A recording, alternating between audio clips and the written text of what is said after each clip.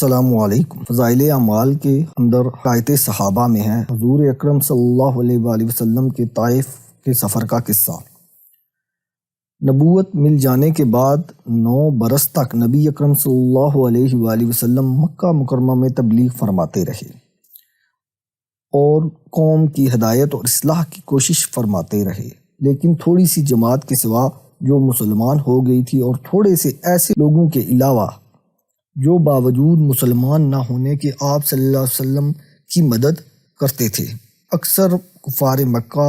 آپ صلی اللہ علیہ وآلہ وسلم، آپ کے صحابہ رضوان اللہ اجمعین کو ہر طرح کی تکلیف پہنچاتے تھے، مذاق اڑاتے تھے اور جو ہو سکتا تھا اس سے درگزر نہ کرتے۔ حضور صلی اللہ علیہ وآلہ وسلم کے چچا ابو طالب بھی انہی نیک دل لوگوں میں تھے جو باوجود مسلمان نہ ہونے کے حضور صلی اللہ علیہ وسلم کی ہر قسم کی مدد فرماتے تھے۔ 10ویں سال میں جب ابو طالب کا بھی انتقال ہو گیا تو کافروں کو اور بھی ہر طرح کھلے مہار اسلام سے روکنے اور مسلمانوں کو تکلیفیں پہنچانے کا موقع ملا۔ حضور اقدس صلی اللہ علیہ وآلہ وسلم اس خیال سے طائف تشریف لے گئے کہ وہاں قبیلہ تثقیف کی بڑی جماعت ہے،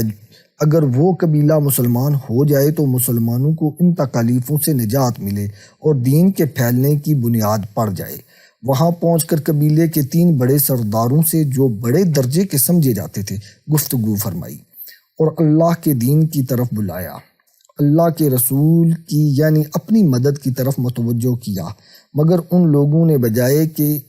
بجائے اس کے کہ دین کی بات کو قبول کرتے یا کم سے کم عرب کی مشہور مہمان نوازی کے لحاظ سے ایک نوور مہمان کی خاطر مدارات کرتے، صاف جواب دے دیا اور نہایت بے رخی اور بے اخلاقی سے پیش آئے۔ ان لوگوں نے یہ بھی گوارا نہ کیا کہ آپ یہاں قیام فرما لیں۔ جن لوگوں کو سردار سمجھ کر بات کی تھی وہ لوگ شریف ہوں گے اور مہذب گفتگو کریں گے۔ ان میں سے ایک شخص بولا، اوہو، آپ ہی کو اللہ نے نبی بنا کر بھیجا، اور دوسرا بولا کہ اللہ کو تمہارے سوا اور ملتا ہی نہیں تھا جس کو رسول بنا کر بھیجتے۔ تیسرے نے کہا کہ میں تجھ سے بات کرنا نہیں چاہتا، اس لیے اگر تو واقعہ ہی نبی ہے جیسا کہ دعویٰ ہے تو تیری بات سے انکار کر دینا مصیبت سے خالی نہیں، اور اگر جھوٹ ہے تو میں ایسے شخص سے بات کرنا نہیں چاہتا۔ اس کے بعد ان لوگوں سے نا امید ہو کر حضور صلی اللہ علیہ وآلہ وسلم اور لوگوں سے بات کرنے کا ارادہ فرمایا۔ آپ صلی اللہ علیہ وآلہ وسلم تو ہمت اور استقلال کے پہاڑ تھے، مگر کسی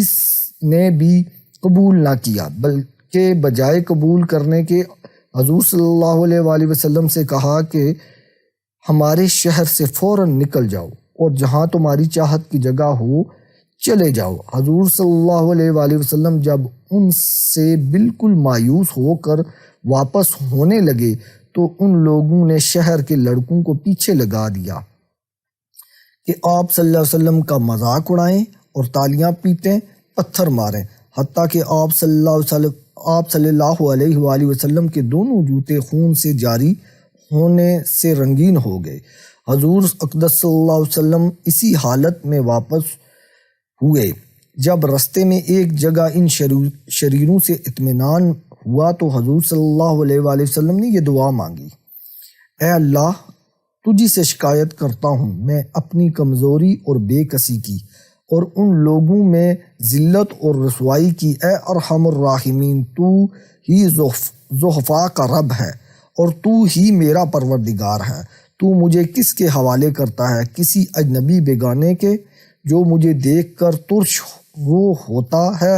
اور منہ چڑھاتا ہے، یا کسی دشمن کے جس کو تو نے مجھ پر قابو دے دیا؟ اے اللہ، اگر تو مجھ سے ناراض نہیں ہے تو مجھے کسی کی بھی پرواہ نہیں، تیری حفاظت مجھے کافی ہے، اور میں تیرے چہرے کے اس نور کے طفیل جس سے تمام اندھیریاں روشن ہو گئیں اور جس سے دنیا اور آخرت کے سارے کام درست ہو جاتے ہیں، اس بات سے پناہ مانگتا ہوں کہ مجھ پر تیرا غصہ ہو تو مجھ سے ناراض ہو۔ تیری ناراضگی کا اس وقت تک دور کرنا ضروری ہے جب تک تو راضی نہ ہو تیرے سوا کوئی طاقت ہے اور نہ قوت۔ مالک الملک کی شایان قہاری کو اس پر جوش آنا ہی تھا کہ جبرائیل امین نے آ کر سلام کیا اور عرض کیا کہ اللہ تعالیٰ نے آپ کی قوم کی وہ گفتگو جو آپ سے سنی اور ان کے جوابات سنے، اور ایک فرشتے کو جس کے متعلق پہاڑوں کی خدمت ہے آپ صلی اللہ علیہ وسلم کے پاس بھیجا ہے کہ آپ جو چاہیں اس کو حکم دیں۔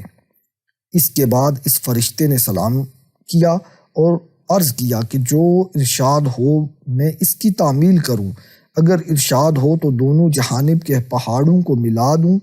جس سے یہ سب درمیان میں کچل جائیں، اور جو سزا آپ تجویز فرمائیں۔ حضور صلی اللہ علیہ وآلہ وسلم کی رحیم و کریم ذات نے جواب دیا کہ میں اللہ سے اس کی امید رکھتا ہوں کہ اگر یہ مسلمان نہیں ہوئے تو ان کی اولادوں میں سے ایسے لوگ پیدا ہوں جو اللہ کی پرستش کریں اور اس کی عبادت کریں۔ فائدے میں لکھتے ہیں، یہ ہے اخلاق اس کریم ذات کے کہ جس کے ہم نام لیوا ہیں کہ ہم ذرا سی تکلیف سے کسی معمولی سی گالی دے دینے سے ایسے بھڑک جاتے ہیں کہ پھر عمر بھر اس کا بدلہ نہیں اترتا۔ ظلم پر ظلم اس پر کرتے ہیں اور دعویٰ کرتے ہیں اپنے محمدی ہونے کا، نبی پاک صلی اللہ علیہ وسلم کے پیروکار بننے کا۔ نبی کریم صلی اللہ علیہ وآلہ وسلم نے اتنی سخت تکلیفیں اور مشقتیں اٹھانے کے باوجود نہ بددعا فرماتے اور نہ ہی کوئی بدلہ لیتے۔